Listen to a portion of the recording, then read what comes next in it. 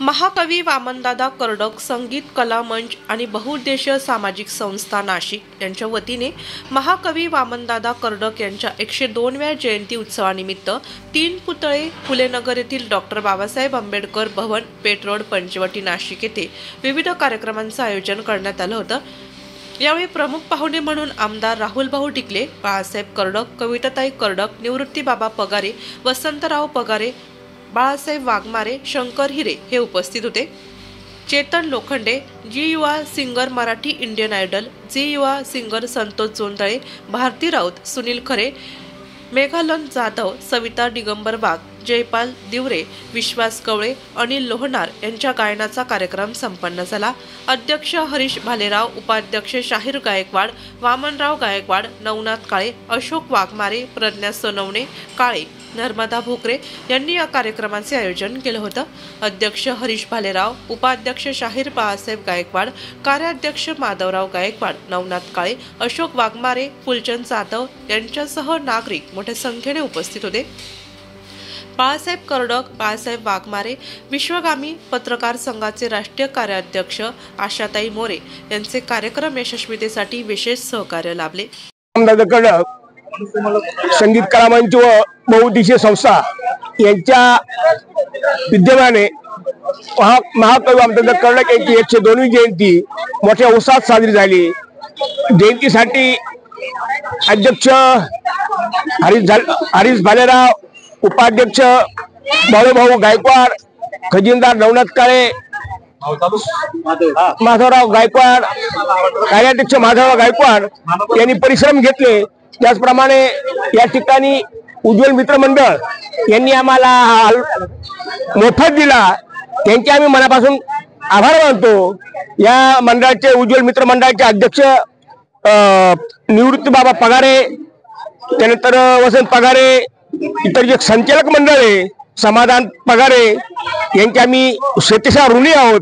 आम्हाला त्यांनी जो हाल उपलब्ध करून दिला त्याबद्दल पुन्हा त्यांचे एकदा आभार मानतो।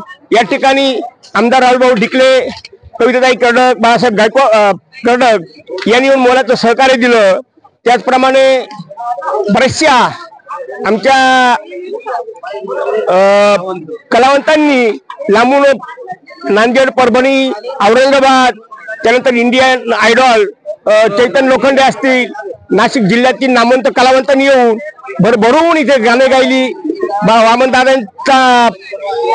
वामनदादाच्या प्रती त्यांनी स्वतःहून येऊन इथे कार्यक्रम साजरा केला, त्याबद्दल देखील आम्ही मंडळाच्या वतीने महाकवी वामनदादा कर्डक यांच्या वतीने आभार मानतो व थांबतो। जय भीम, जय बुद्ध, जय भारत। या ठिकाणी आज वामनदादा कर्डक जयंती मोठ्या उत्साहात पार पडली। मोलाचं सहकार्य करणाऱ्या बाळासाहेब कर्डक असो, कविताताई कर्डक असो, तशाच आमच्या आशाताई मोरे असो, यांनी मोलाचा वाटा उचलून आम्हाला जे सहकार्य दिलं त्याचे आम्ही खूप खूप ऋणी आहोत।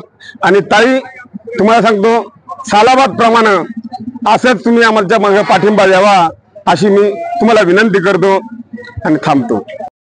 आज दिनांक 21/8/2024 रोजी वामनदादा कर्डक यांची मोठ्या उत्साहात जयंती आम्ही साजरी केलेली आहे। त्याला भरभरून प्रतिसाद मिळालेला आहे आणि हे दरवर्षी जयंती होणारच आहे आणि त्याकरिता सर्वांचे सहकार्य लाभले आम्हाला। त्यामुळे त्यांचे खूप खूप आभार मानतो। तसेच इंडियन आयडल गायक चेतन लोखंडे, संतोष जोंधळे, सुनील खरे वगैरे असे आणि मेघानंद जाधव झालं, आपल्या रेखाताई सेलार झाल्या, यांनी फार भरभरून प्रेम दिलं, त्याच्याबद्दल त्यांचे सर्वांचे आभार मानतो आणि असे सहकार्य राहावा ही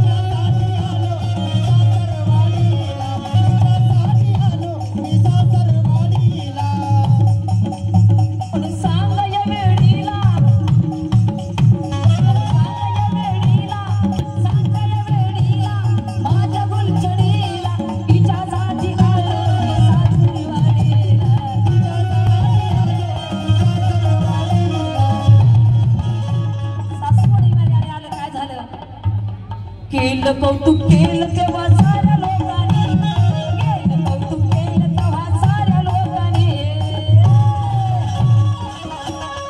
अशी माझ्या वामन दादांची लेखणी.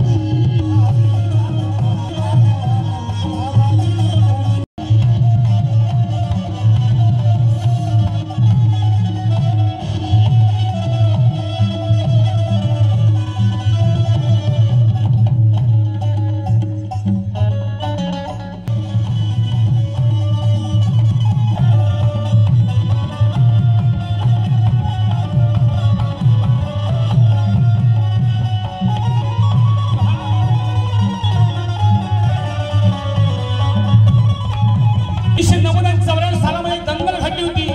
बाबरी मस्जिद पाडण्यात आल्याच्या नंतर ही बाबरी मस्जिद केव्हा पाडली माहिती का? 6 डिसेंबरच्या दिवशी पाडली.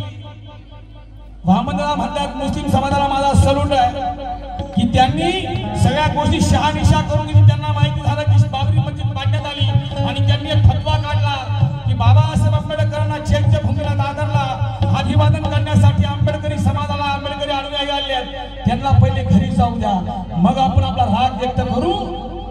7 डिसेंबरच्या दिवशी दंगलीला सुरुवात झाली. वामनदादा लिहितात बाबरी मस्जिद आली का पाय,